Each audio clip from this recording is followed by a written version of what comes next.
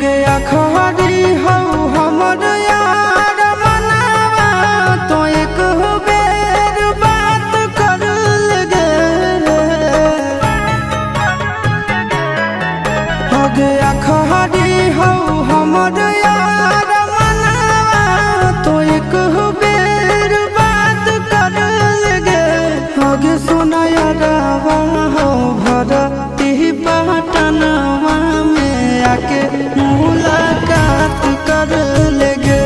आगे सुना यारवा हो भरती पटनवा में आके मुलाकात कर लेगे आगे चली जाइबौ छोड़ी के दुनिया विदाई अपने हाथ कर लेगे आगे सुना यारवा हो भरती पटनवा में आके मुलाकात कर लेगे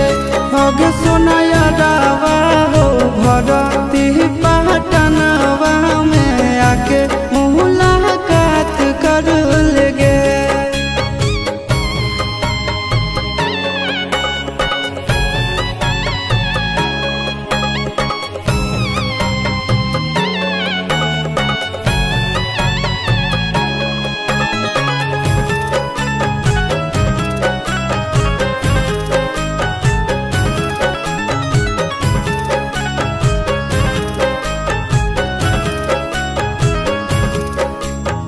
मोरे घर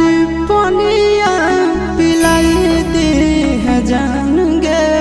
कफन ओढ़ाई दी है टूटत ही जब प्राण गे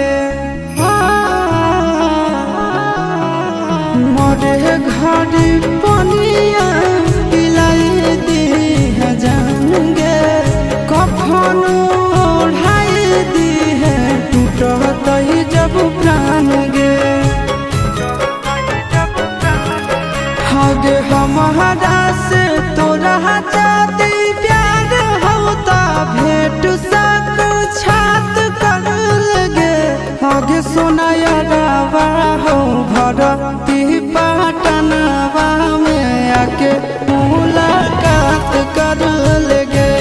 आगे सोना यारवा हो भरती पटनवा में आके मुलाकात कर लेगे।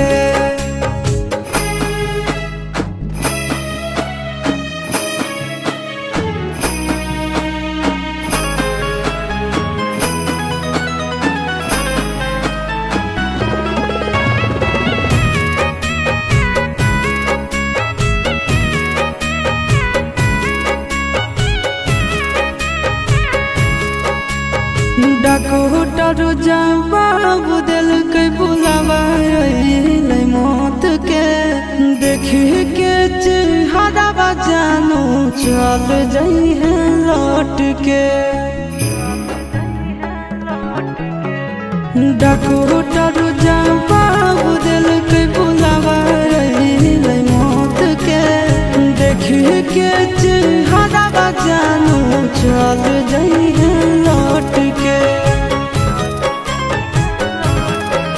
आगे अमन आलम दिलहाया शिश नंदन से औरी बिसवा घात कर लगे आगे सोना यारवा हो भरती पटनवा में आके मुलाकात कर लेगे आगे सोना यारवा हो भरती